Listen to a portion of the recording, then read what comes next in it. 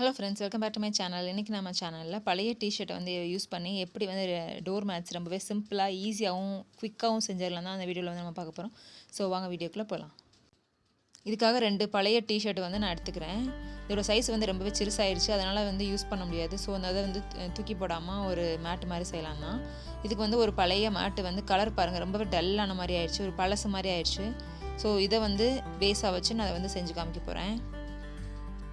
இந்த மாதிரி பழசாக போகிற மேட்டை வந்து நம்ம வந்து வேஸ்ட் பண்ணாமல் இந்த மாதிரி ரீயூஸ் பண்ணுறதுக்கு வந்து யூஸ் பண்ணிக்கலாம். இந்த மாதிரி மேட்டோட அளவுக்கு மேலே வச்சு அந்த டிஷர்ட்டை வந்து நம்ம வந்து கரெக்டாக ரவுண்ட் பண்ணி வந்து கட் பண்ணி எடுத்துக்கலாம். அந்த மேட்டை விட கொஞ்சம் எட்ஜு ஜாஸ்தி எக்ஸ்ட்ரா இருக்க மாதிரி இருந்துச்சுன்னா நமக்கு வந்து கொஞ்சம் மடித்து தைக்கிறதுக்கு வந்து ஈஸியாக இருக்கும். அந்த மாதிரி நான் வந்து கனெக்ட் பண்ணி ஃபுல்லாக வந்து வெட்டி எடுத்துக்க போகிறேன். இந்த மாதிரி சுற்றி வந்து கட் பண்ணி எடுத்துக்கிறேன். ஸோ இந்த மாதிரி ஃபுல்லாக கட் பண்ணி எடுத்துருக்கேன் பாருங்கள். ஸோ இந்த மாதிரி வந்து கட் பண்ணி வந்து எடுத்துக்கிட்டேன். இதே மாதிரி இன்னொரு டிஷர்ட்டையும் வந்து கட் பண்ணிக்கணும். அப்போ தான் நமக்கு வந்து கீழேயும் வந்து ஒரு பேஸ் மாதிரி வச்சு ஸ்டிச் போட்டால் ஒரு நீட்டான ஃபினிஷிங் வரும். அதுக்காண்டி நான் வந்து 2 டிஷர்ட் இந்த மேட் பண்ணுறதுக்கு வந்து யூஸ் பண்ணுறேன். ஸோ அதையும் மேலாப்பில் வச்சு நம்ம வந்து மெஷர் பண்ணிக்கலாம். இது வந்து பர்ஃபெக்டாக வந்து நம்ம வந்து அப்படியே ரவுண்ட் கரெக்டாக வரணும் அந்த மாதிரிலாம் இல்லைங்க. நம்ம வந்து மடித்து தைச்சிட்டு எக்ஸ்ட்ரா வரதெல்லாம் கூட கட் பண்ணிக்கலாம். அதனால் வந்து பேசிக்காக பிகினர்ஸ் பண்ணுறவங்க கூட வந்து பண்ணிக்கலாம். ஏன்னா வந்து ரொம்ப ப்ராப்பராக வந்து ஸ்டிச்சஸ் பண்ண கற்றுக்கிட்டவங்கலாம் கிடையாது. ஸோ எனக்கு தெரிஞ்ச விஷயத்தை தான் அதில் வந்து ஷேர் பண்ணுறேன்.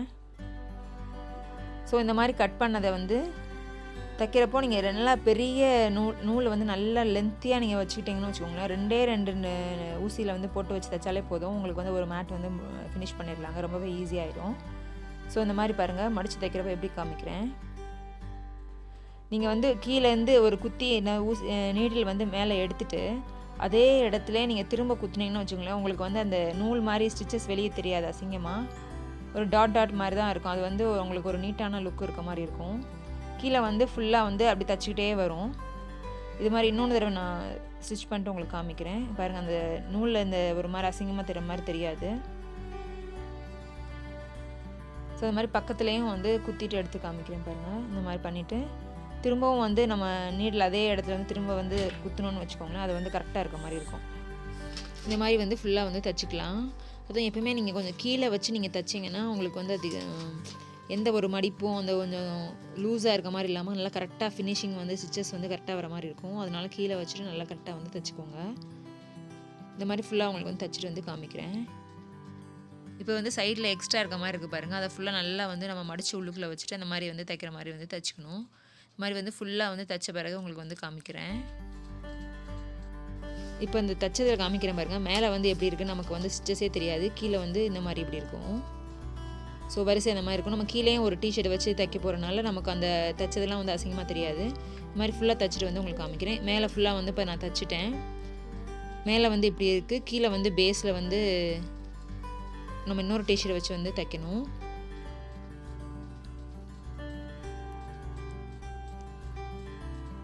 இன்னொரு டிஷர்ட் வச்சு இப்படி வந்து தைக்க போகிறேன்.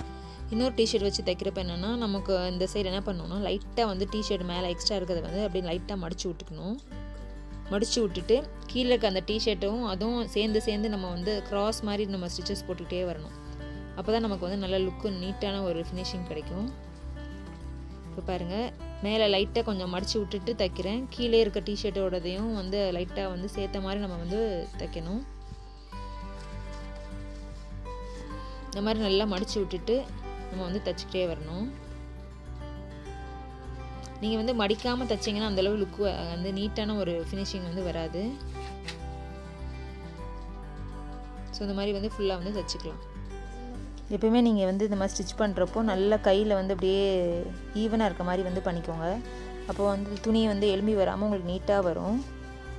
இந்த மாதிரி அவ்வளோதான். ரொம்பவே ஈஸியாக குயிக்காக வந்து ஒரு மேட் மாதிரி ரெடி பண்ணிட்டோம் பாருங்கள். கிராஸ் மாதிரி ஸ்டிச் பண்ணுறது வந்து எல்லாருக்கும் தெரிஞ்ச விஷயம் தான். அதனால் இன்னொரு வந்து பக்கத்தில் காமிக்கிறேன். கீழே இருந்தும் கொஞ்சம் நம்ம வந்து ஊசியை வந்து குத்தணும். மேலே இருக்கிற அந்த இதையும் வந்து நம்ம மடிச்சுட்டு அதையும் நம்ம குத்தி எடுக்கிறப்போ இந்த மாதிரி கிராஸில் வந்து வரும். அதை நீங்கள் வந்து ஸ்ட்ரெயிட்டாக எடுக்காமல் இந்த கிராஸாக இருக்க மாதிரி நீங்கள் எடுத்திங்கன்னா தான் அந்த மாதிரி வந்து கிராஸாக ஸ்டிச்சஸ் வரும். நீங்கள் பார்த்தாலே தெரியுது பாருங்கள். இதில் நல்லா கிராஸாக இருந்தால் தான் அது வந்து கொஞ்சம் நல்லா இருக்க மாதிரி இருக்கும். ஸோ இந்த மாதிரி வந்து ஃபுல்லாக வந்து பண்ணிக்கலாம். அவ்வளோதான் வந்து ஃபுல்லாக வந்து இப்போ ரெடி ஆயிடுச்சு.